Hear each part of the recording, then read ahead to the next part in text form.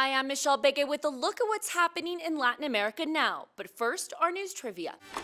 In which country will a famous statue of Christopher Columbus be replaced with one honoring an indigenous woman? We'll have the answer later.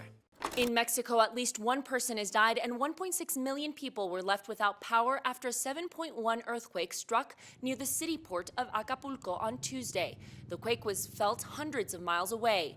These images belong to the capital, Mexico City, where the earthquake triggered the seismic alert system and shook buildings.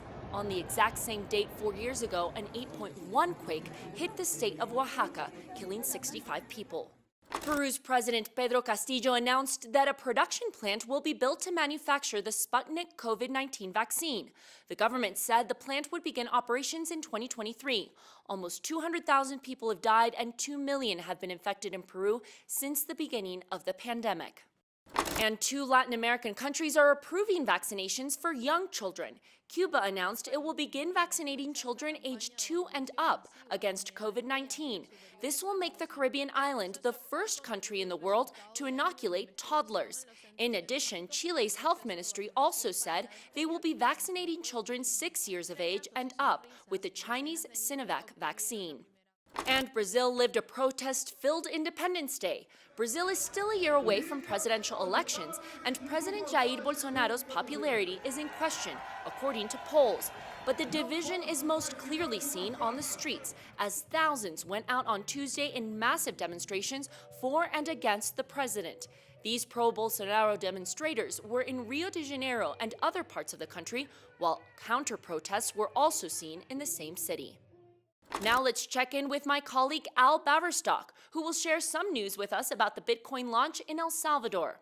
El Salvador this week became the first country in the world to accept Bitcoin as legal tender. The country has used the US dollar as a national currency for more than 20 years, which will remain in circulation alongside the volatile cryptocurrency. The government has developed its own app, which is aimed at bringing Salvadorans closer to online banking, given that around 70% of the country's population currently have no formal bank accounts. However, not everyone is happy. A recent survey found that less than 5% of Salvadorans actually understand what Bitcoin is. And there have been protests nationwide as the small Central American country sets out on this social and economic experiment.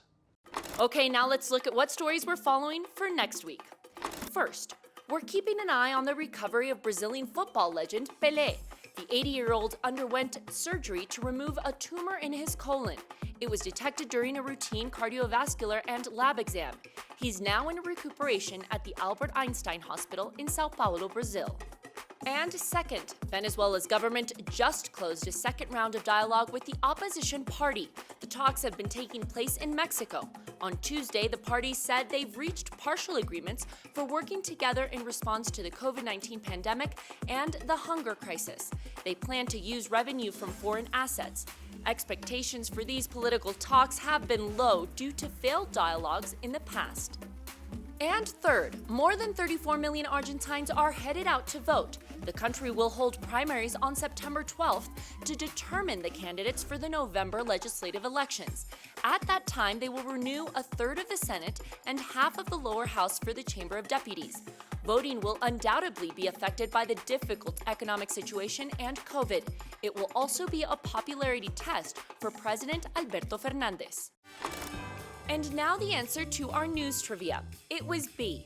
Mexico City's mayor announced that the prominent statue of explorer Christopher Columbus will be replaced with that of an indigenous Mexican woman. The 19th century bronze statue was taken down from the Paseo de la Reforma Boulevard last year ahead of an annual protest, reportedly for restoration work. The new monument is being erected to honor the historic role of indigenous women in Mexico and help deliver them social justice. And that's it for this week. We'll see you again soon on Latin America Now.